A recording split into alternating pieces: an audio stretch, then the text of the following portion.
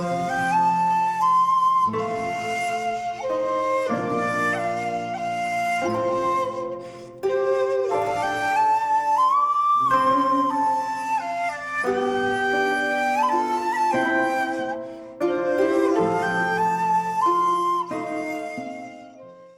there, this is Solitary Orange from Solitary Orange Films, and welcome to another random review.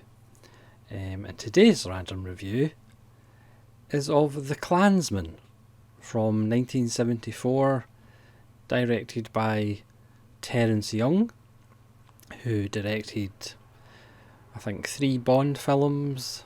He also did Wait Until Dark and Red Sun, the bizarre western mashup with Toshiro Mifune, Alan Delon and Charles Bronson. The Klansman stars Lee Marvin and Richard Burton with a southern accent, O.J. Simpson, Linda Evans from Dynasty, and David Huddleston, who you might not recognise the name, but you'd recognise the face, who was one of the townspeople in Blazing Saddles and usually plays a kind of jolly characters in comedy. This film is not a comedy. Obviously, Spike Lee recently did a film about an African American cop going into the Klan, pretending to be a Klan member to expose the Klan. I didn't really like that film because of the tone. It was almost like a comedy, but then at the end Spike Lee showed kind of modern day marches by Klan, so suddenly the tone changed from it's kind of a dark comedy to all of a sudden we need to take it seriously. I just found that tone was a little bit off. This version of The Klansman is not a comedy. It is a little film about this small town in Alabama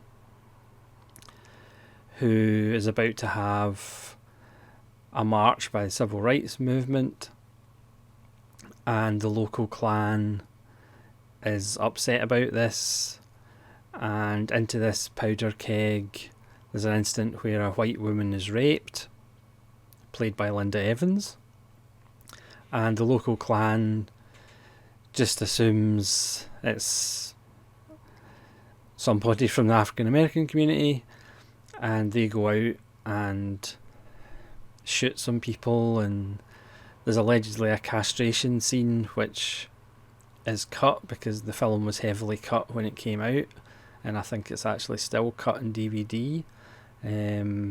This is only a DVD and it's not a great print. Sometimes it's actually quite hard to see what's going on. There is Blu-ray editions, a German Blu-ray and also an American Blu-ray, I believe. So the rape of this white woman gets the local Klan up into even more rage than they were before. And then O.J. Simpson plays a character who then starts shooting members of the Klan, because it's a community where the Klan is open. You know, they have funerals of their fallen comrades in full pointy hat and regalia. So O.J. Simpson starts taking pot shots at them. Richard Burton, playing with a southern accent, not a very convincing one. He has kind of set up this community for local African Americans, and he gives them a bit of land on the mountainside, and they kind of live as happily as you kind of can with the Klan about. So he takes Linda Evans in, who has become a pariah because she allegedly was with an African American man. So she even turns up in church and is like shunned by the minister, who is pretty much full Klan and saying that God's on his side. The film has a really nice soundtrack. The opening song is actually by the Staple Singers, who is like one of my favourite soul gospel bands. If you're not familiar with the Staple Singers, you should pick up a greatest hits or a best of, because they're fantastic. And they sing a title song called Good Christian People. You can kind of see why this film probably wasn't popular when it came out, because you have all these supposed good Christian people, but they're also in the Klan. You have obviously supposedly a Christian minister, but he's preaching that, you know, black folks should be treated badly and God's on his side. So it has this whole kind of subtext of it's Christian people, but they're obviously not that Christian. And so from that side you can see why it wasn't popular, and then from the other side you can kind of see, because the guys in the Klan, they're not all painted as just complete nutters. David Huddleston gives a really good performance, and again we're used to seeing him kind of in comedy roles, but in this film he plays it straight, and he is the mayor, who's also a grand cyclops or something, and there's imperial dragons and wizards. It's all very Lord of the Rings. But he, you know, speaks to Lee Marvin's sheriff as far as kind of from a business point of view, you know, because he currently pays the African Americans a very low rate because he seems to own all the businesses in the area. So he's taking it from like a business perspective. So he's very rational, even though he's obviously very high up in the Klan. We learn, you know, there's Klan members in the sheriff's department, there's Klan members in the Senate, there's Klan members in Congress. So you just get this feeling of it's just insidious throughout the whole South.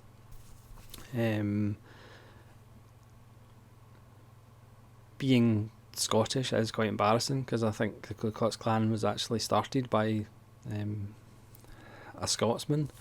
That might be wrong, but I think that's actually right. But David Huddleston gives a really nice performance.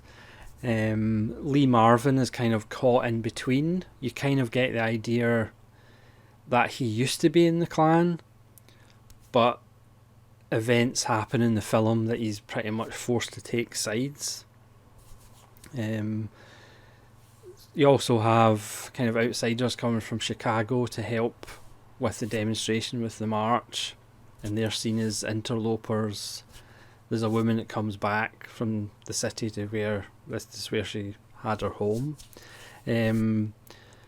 Richard Burton's character is kind of interesting. His great-great-grandfather, there's a tree in his property that his great-great-grandfather was hung from because he opposed slavery. So he deliberately kind of winds the Klan up and kind of goes around taking down their notices. And then when he takes in kind of the fallen, the outcast women, the Klan aren't happy about that, and it all kind of comes to a head in the last third,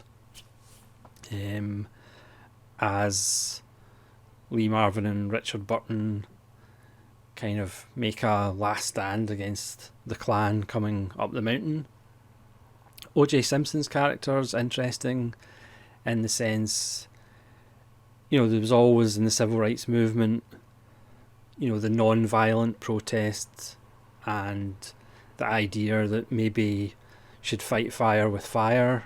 So O.J. Simpson talks, to the peaceful projectors, the peaceful protesters who obviously don't want anything to do with violence, even though they suffer violence. Whereas O.J. Simpson obviously takes matters into his own hands and starts popping off at the Klan with his rifle. And again, he says, this is the only thing that works, this is the only thing that people understand is violence, and your peaceful protests won't actually get anywhere. So even he could be kind of like a two-dimensional character, but is actually given a bit of depth. It's interesting to note that the script was co-written by Samuel Fuller, who obviously would cover or do his own kind of spin on race relations with his film White Dog. So Sam Fuller co-wrote it, so it's not a perfect film, it's rough around the edges. Certainly, unfortunately, the print on this DVD isn't very good. Please let me know if you have a Blu-ray copy of the film. It's a film that obviously just wouldn't get made now. They don't shy away from racial language. But it's an interesting film. Lee Marvin, his performance, he is obviously comes across as just being tired of the whole situation, but obviously he used to be in the Klan. You kind of get the idea he probably used to be in the Klan, because almost everybody was, it seems. But there does come a point where he just doesn't take it anymore. Obviously there are characters that are in the Klan, like Cameron Mitchell's character, who is a deputy in the sheriff's department, but is also a Klan nutter. He's fairly one-dimensional, so there are, plenty of nutter characters in the Klan, but David Huddleston performance is really interesting, his character is really interesting, because again, he says, let's not kill anybody, but if you can beat up a couple of outsiders or agitators, then that's fine. Burn your crosses, that's okay. But he's thinking of, from the business perspective, and you do, get a feeling, because you learn how the fact that the Klan is kind of pretty much everywhere in Congress and Senate. It's an interesting little film. Again, with the use of language, it might be a little shocking to modern audiences.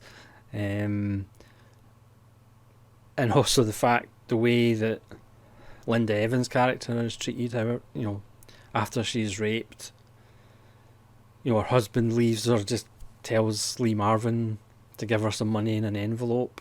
She goes to church and she's like completely shunned by supposedly a Christian congregation. And then Richard Burton ends up taking her in, which doesn't please pretty much anybody. Because it's co-written by Samuel Fuller, you can probably guess how it ends. I'm not going to tell you how it ends,